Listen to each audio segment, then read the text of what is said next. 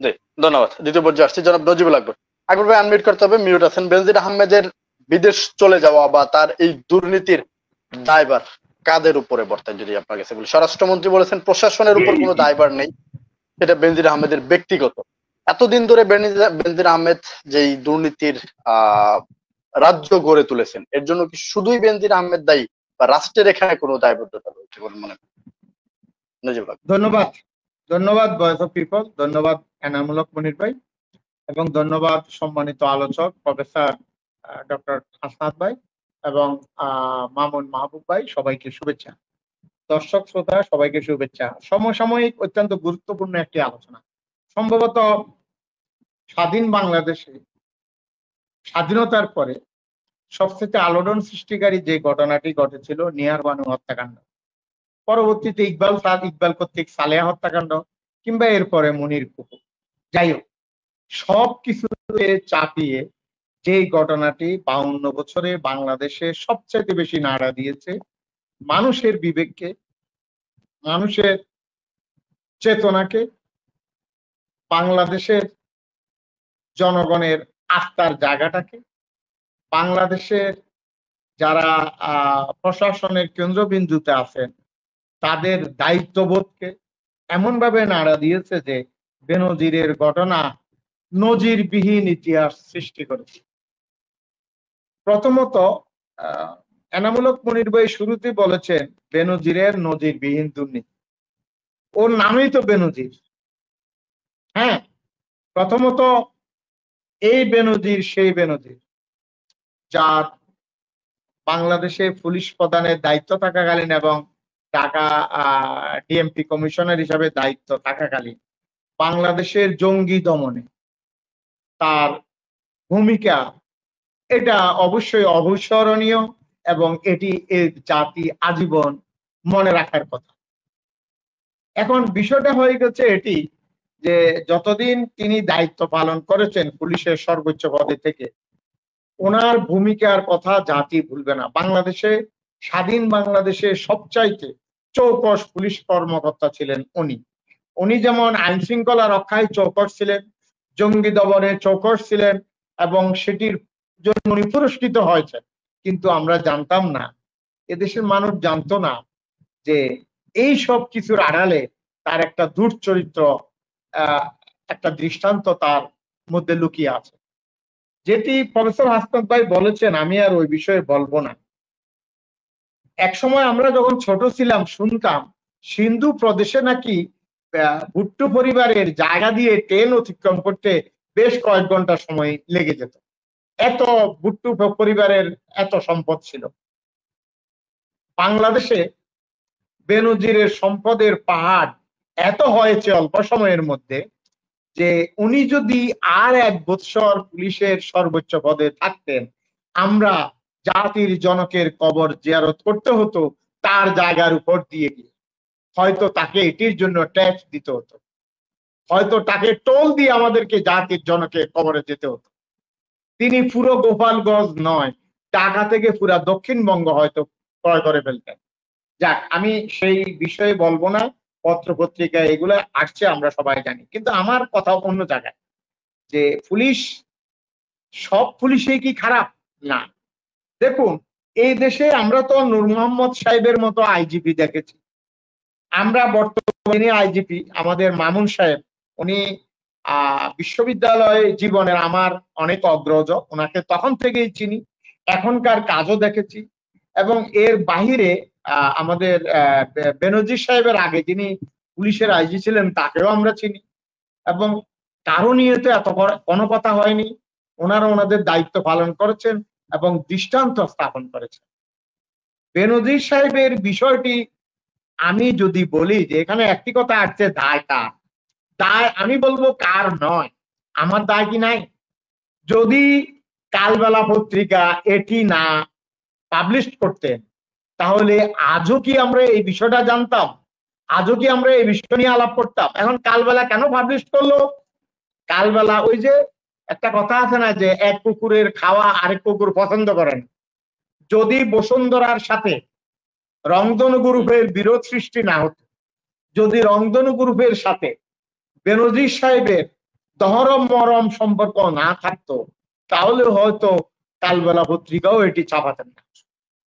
আজকে দেখুন, যাকে নিয়ে আমরা আলাপ করেছি, বাংলাদেশে একসময় বলা হতো ভূমিদস্যু কাকে বলা হয় আপনারা সবাই জানেন, এটি আমরাও জানি।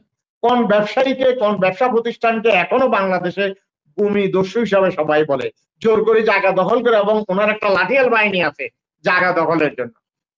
শুধু তাই নয়, ওনার প্রতিষ্ঠানে শুনলাম যেসব এমপ্লয়ি চাকরি করে তারা রিজাইন করতে গেলে তাদেরকে আবার মারধরও নাকি করে। যাক, সেটি ভিন্ন বিষয়। এখন সেটি মিডিয়া পাবলিশ করেছে বলে আমরা জানছি। এখন যদি কালবেলা পাবলিশ না করতো তাহলে কি আমরা জানতাম না? এখন আমরা যদি না জানতাম, জনগণ যদি না জানতো, ঘটনা কি মিথ্যা হয়ে যেত? হতো না। হয়তো আমরা জানতাম, জনগণ জানতো আরো অনেক পরে। এখন উনি যেটি করেছেন, ওনার টাকার হিসাব, এটি কোন ক্যালকুলেটরে, সায়েন্টিফিক ক্যালকুলেটরে এই হিসাব কোনোদিন করা যাবে না। কারণ ওনার টাকা, উনি 93 কোটি টাকা শুধু হুন্ডির মাধ্যমে, ফিলিপাইনি শহীদের মাধ্যমে, হুন্ডি শহীদের মাধ্যমে উনি পার করেছেন। হুন্ডি করেছেন 93 কোটি টাকা, 93 লক্ষ নয়, 93 কোটি টাকা, যেটি হাসনাত ভাই বলেছেন 78,000 টাকা বেতনের একজন সরকারি কর্মকর্তা এত টাকা কোথায় পেয়েছেন? ওনার রিসোর্টের কথা শুনি, ওনার, এবং উনি যে জবরদখল করতেন জনগণের টাকায় বেতন নিয়ে, জনগণের জানমাল রক্ষার দায়িত্বে থেকে জনগণের ভূমি জোর করে দখল করেছেন। উনি বসুন্ধরা গ্রুপকে হার মানিয়ে দিয়েছেন, তারপরে আপনার সমস্ত গ্রুপকে হার মানিয়ে উনি বাউন্ডারি ওয়াল করে জায়গা দখল করেছেন, সংখ্যালঘুদের জায়গা উনি দখল করেছেন। আজকে দেখুন ওনার হাত কত লম্বা। মাননীয় প্রধানমন্ত্রী, বঙ্গরত্ন জননেত্রী শেখ হাসিনা, ওনার এই সহপাঠী আমাদের সাংবাদিক শফিকুর রহমান ভাই, যিনি প্রেস ক্লাবের দায়িত্বে ছিলেন, আমরা সবাই জানি, উনি এমপিও ছিলেন। তাইলে শফিক ভাইয়ের টিভি চ্যানেল জোর করে শেয়ার নিয়ে নিল, শফিক ভাই কিছু বলার মতো সাহস পাননি, তাহলে বুঝেন এই বেনজিরের হাত কত লম্বা। এটি হাড্ডি মাংসের হাত নয়, এটি সম্ভবত বাতের নিচে টাগের যে স্প্রিং থাকে ওই স্প্রিং এর লোহা দিয়ে বানানো হাত। আকবর ভাই, বেনজির আহমেদের হাত কি সরকারের চাইতেও শক্তিশালী ছিল তাহলে যখন তিনি এখন আসুন সরকারের কথা যদি আসি, আমি জননেত্রী শেখ হাসিনা, আমি ব্যক্তিগতভাবে ওনাকে আমার মায়ের মতো মনে করি। উনি আমার মা নয় শুধু, এ দেশের জনগণের মা, জনগণের আশা আকাঙ্ক্ষার প্রতীক। এই দেশে জননেত্রী শেখ হাসিনাকে বাদ দিলে আপনি আস্থা রাখার মতো দ্বিতীয় ব্যক্তি খুঁজে পেতে হলে আপনাকে খাগড়াছড়ির বৈদ্যের কাছে গিয়ে মানে হাজিরা দেখে বাইর করতে হবে। আমার প্রশ্ন হলো, কারা জননেত্রী শেখ হাসিনাকে এইসব খবর ফিল্টার করে ওনার কাছে খবর পাঠান, তাদেরকে খুঁজে বের করতে হবে।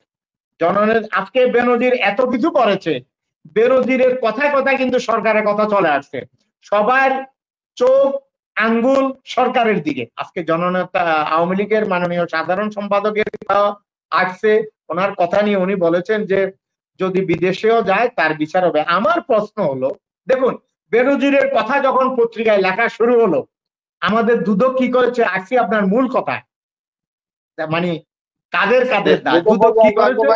দুদক দলিল খুঁজে বেড়াচ্ছে। আরে মিয়া, তুমি দলিল পরে খোঁজো, আগে তার বাসা রেড করো, তার বাসায় টাক করো, বাসায় খোঁজো টাকা পয়সা কত আছে। তুমি এটা না করে দলিল খুঁজো।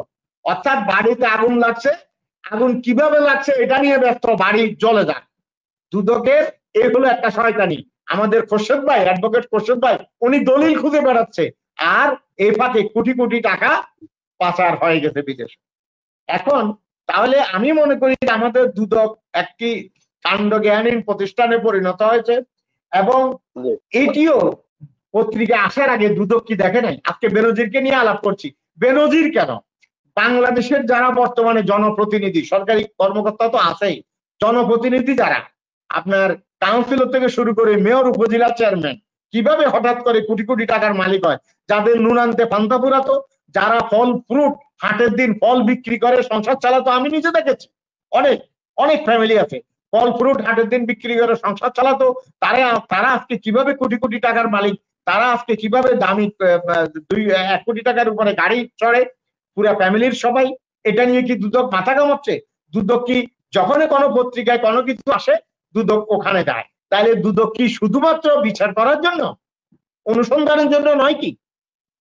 প্রত্যেকটা জনপ্রতিনিধির, আমি মাননীয় প্রধানমন্ত্রীর কাছে আবেদন জানাবো এই টকশোর মাধ্যমে, প্রত্যেকটা জনপ্রতিনিধির সম্পদের হিসাব নেওয়া হোক, এবং ভবিষ্যতে যারা আসবে চাকরি হওয়ার আগে সম্পদের হিসাব ওরা যে বিবরণী দিবে এটি নয়, সত্যিকার হিসাব তদন্ত করে বের করা হোক। সংসদ সদস্যরা কিন্তু এবারের নির্বাচনী হলফনামায় যেই সম্পদের বর্ণনা দিয়েছেন, গত সম্পদের সাথে এবার কারো কারো শতগুণ হাজার গুণ বেড়ে গেছে, কোনো ব্যবস্থা কি নেওয়া হয়েছে? তাহলে এই যে বেড়েছে, কিভাবে বেড়েছে? আলাদিনের চেরাগ তো বাংলাদেশে নাই, সিন্দাবাদ আলাদিন আলিবাবা বাংলাদেশে এই জমানায় আর নাই, তাহলে কিভাবে বেড়েছে? আপনি দেখুন, গোয়েন্দা সংস্থার কথা বলি, এই বিষয়টা নিয়ে সবাই জানে। এখন প্রশ্ন হলো এটি, যতদিন আপনি আমার নেতা ততদিন আমি জানলেও কিন্তু কিছু বলবো না। আচ্ছা, আমি না হয় তখন বললাম না, বেনজির সাহেব রিটায়ারমেন্টের পরে এই জিনিসগুলো মাননীয় প্রধানমন্ত্রীর কাছে যায়নি কেন?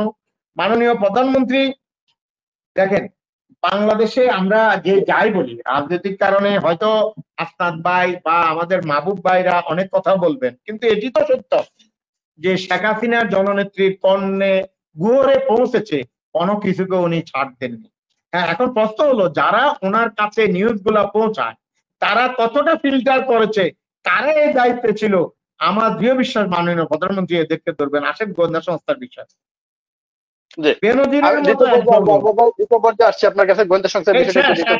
এত কিছু করার পরে উনি বাংলাদেশ ছেড়ে চলে গেছেন, কারো মতে দুবাই, কারো মতে সিঙ্গাপুর। আমার কথা হলো উনি দুবাই সিঙ্গাপুর না, উনি দোজখে চলে যাক, আমাদের তাতে আপত্তি না। আমাদের আপত্তি হলো অন্য জায়গায়। এরকম একটা ক্রিমিনাল কিভাবে ইমিগ্রেশন পার হয়? ইমিগ্রেশন কি দেখে নাই? তারা কি সরকারের গোয়েন্দা সংস্থা বা সরকারের ঊর্ধ্বতন কর্তৃপক্ষকে অবহিত করেনি? বা সরকার যে বলছে, সরকারের দায়িত্বশীল কেউ বলছে জানে না, জানি না এক কথা, আর আমি জানতে চেষ্টা করি না এক কথা।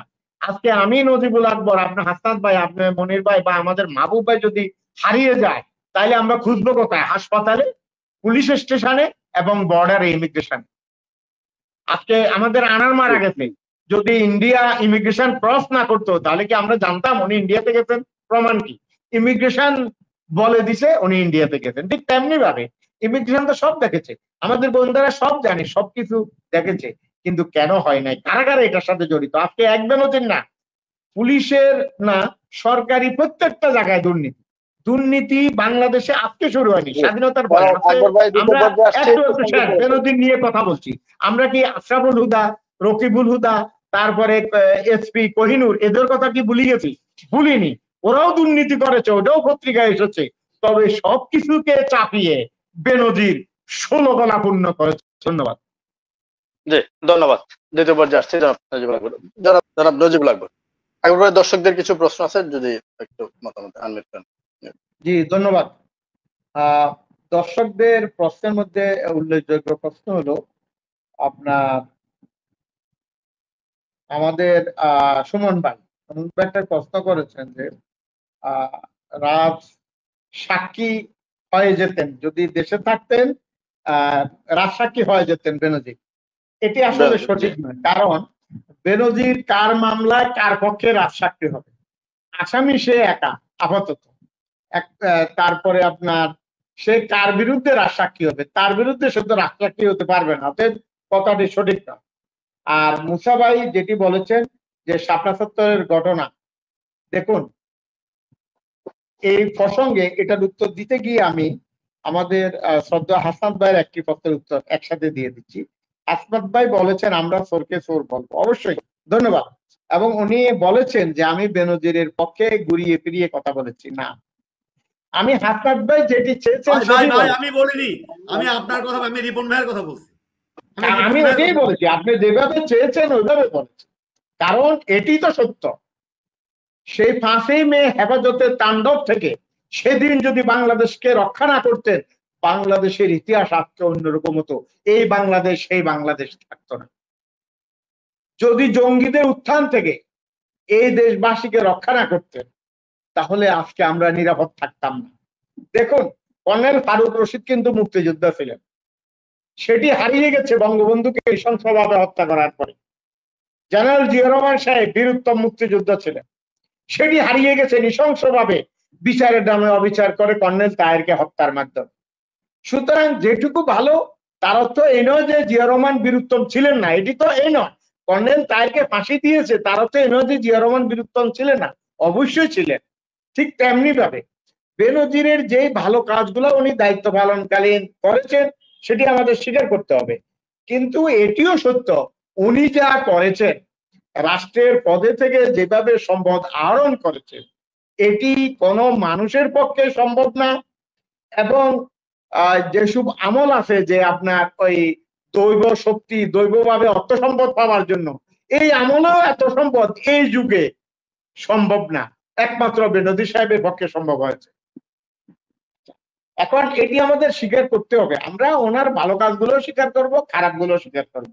এবং এখানে একটি কথা আমাদের রিপন ভাই বলেছেন, মানে বেনজিরকে এখন আমরা না বেনজিরের কম্পেয়ার করব বঙ্গবন্ধু শেখ মুজিব রাষ্ট্রপতি, না এটা উদাহরণ দিয়েছি শুনেন।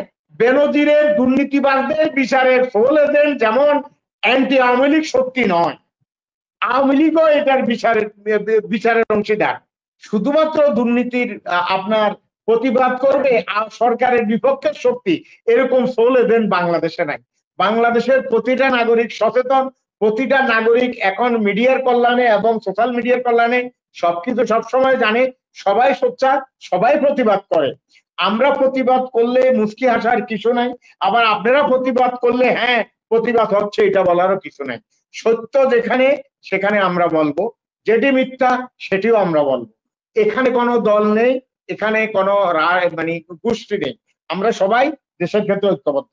আচ্ছা, এরপর আসি জনাব শেখ হাসিনার এলাকায় সম্পদ, এটা বেনজিরের ব্যাপারে একটা কথা বলেন একজন দর্শক, যে শেখ হাসিনার এলাকায় এত সম্পদ কিনেছেন বেনজির, এটি কি সরকার জানতো না? আমি ওনার জ্ঞাতার্থে বলছি, বেনজির সম্পদ শেখ হাসিনার এলাকায় কিনছেন কিনা জানি না, বেনজিরের এলাকায় বেনজিরের জেলা গোপালগঞ্জে সম্পদ কিনেছেন, এটা বেনজিরের জেলা গোপালগঞ্জ। আচ্ছা, এরপরে আপনার রাষ্ট্রের কি কোনো দায় নেই, যেটা হাসনাত ভাই বলেছেন। রাষ্ট্রের তো দায় আছে। রাষ্ট্র কাদেরকে নিয়ে?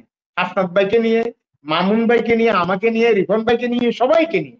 আমরা কে কতটা দায়বদ্ধ, যেটি রিফন ভাই বলেছেন যে আমাদেরকে আগে গণতন্ত্রের ব্যাপারে বিশ্বস্ত হতে হবে এবং আমাদেরকে রাজনীতি এবং গণতান্ত্রিক চর্চার ক্ষেত্রে আমরা এগিয়ে যেতে হবে। আমরা সেটি করি না, শুধু খুঁচিয়ে কার কি আছে, সরকারের পক্ষে কি আছে এটা বের করি, এটাকে ভাইরাল করি। আজকে আমরা বেনজিরকে নিয়ে কথা বলছি, আজকে একজন পুলিশ কর্মকর্তার 60 লক্ষ টাকা ঘুষ দেওয়ার কথা আসছে।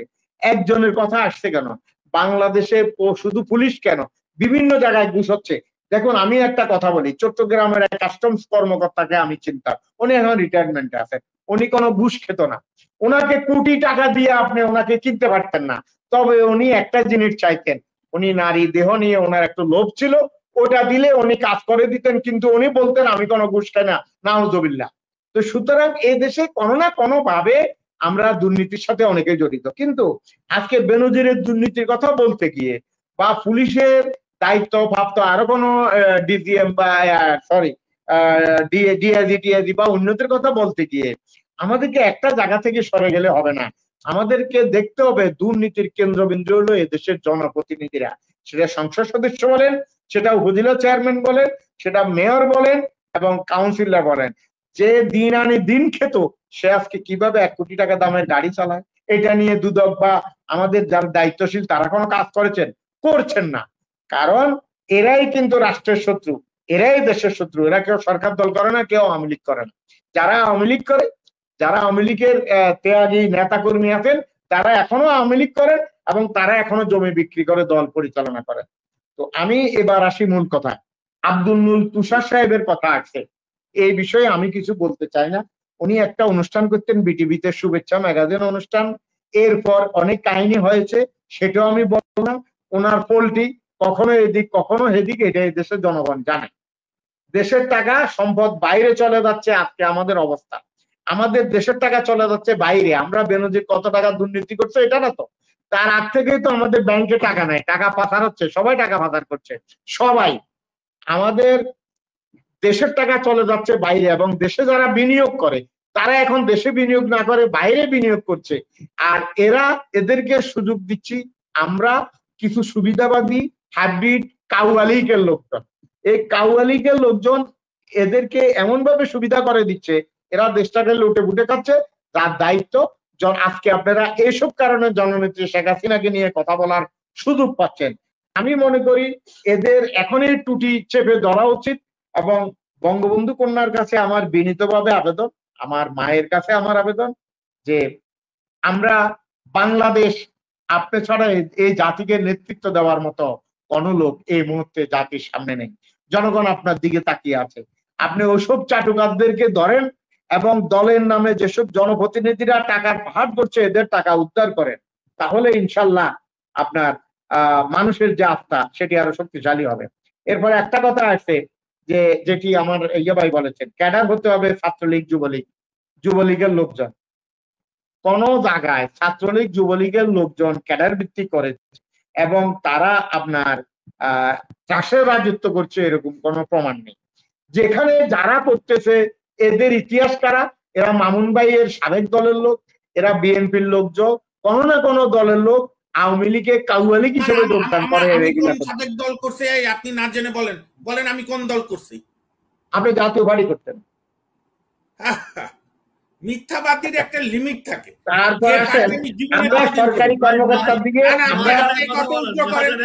আপনি কত উইথড্র করেন না জেনে কথা বলেন পণ্ডিত। আপনি তো নিজে একসময় বলতেন যে আপনি জাতীয় পার্টির সাথে সংশ্লিষ্ট। কোনদিন আমি বলিনি। আপনি কি ঘুমের স্বপ্ন দেখেন নাকি?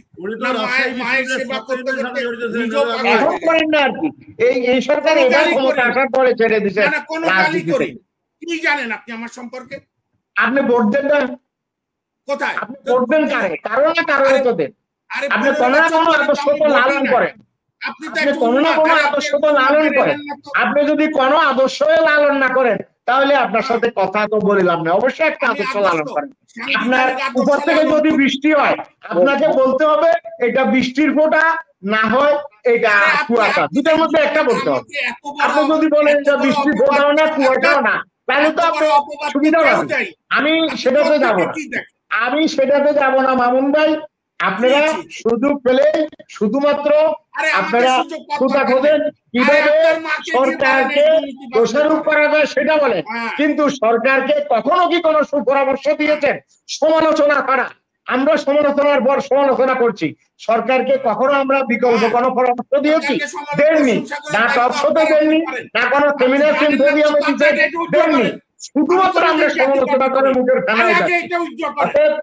আমি সব না তো করবো না, কোনোদিনও করবো না, কারণ দেশে গণতন্ত্র আছে। আমার যেমন অধিকার আছে বলার, আপনারও অধিকার আছে আমার কথা জবাব দেওয়ার, এবং আমার সেই গণতান্ত্রিক সহনশীলতা আছে, আমি সেটি হজম করব। তবে একটি কথা কি, যারা দুর্নীতিবাদ এবং যারা দুর্নীতিদের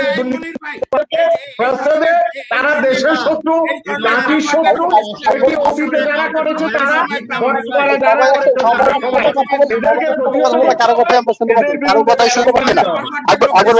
এবং দুর্নীতিবাদদের বিরুদ্ধে ব্যবস্থা যতটুকু নিয়েছে জননেত্রী শেখ হাসিনা সরকার নিয়েছে, অতীতেও নিয়েছে, ভবিষ্যতেও নেবেন এবং বেনজিরের বিরুদ্ধেও নেবেন। ধন্যবাদ।